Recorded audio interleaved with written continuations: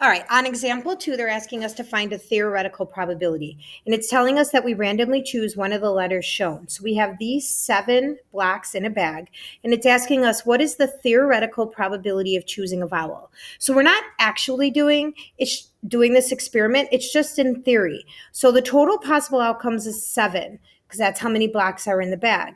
And they're asking us about choosing a vowel. So how many are in our favor go on the top or in the numerator.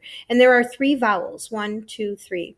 So that's a 3 out of 7 probability. And if I wanted to turn that into a percent, I would divide numerator divided by denominator, and I would get 43% once I times it by 100. The next question says, what is the theoretical probability of randomly choosing an X? There are still 7 blocks in the bag, so that's still my total possible outcomes when I go to put my hand in. And only one of them now is in my favor because there are only 1 X. So that would be a 1 out of 7. And when I divide that, I get 0.14, times it by 100, or move the decimal 2 spaces to the right. No, I don't get 100%. I get 14% for number 2. And then the probability here that the probability of not choosing a vowel.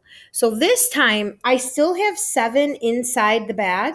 Now the question is how many of them are not vowels? So now we're looking at 1, 2, 3, 4 of them that are in my favor out of 7, which when I turn that into a percent by dividing and multiplying by 100, I get 57%. I know the question isn't here, but I'm just going to ask, what is the probability of choosing a B? So we would write that it's a probability of choosing a B.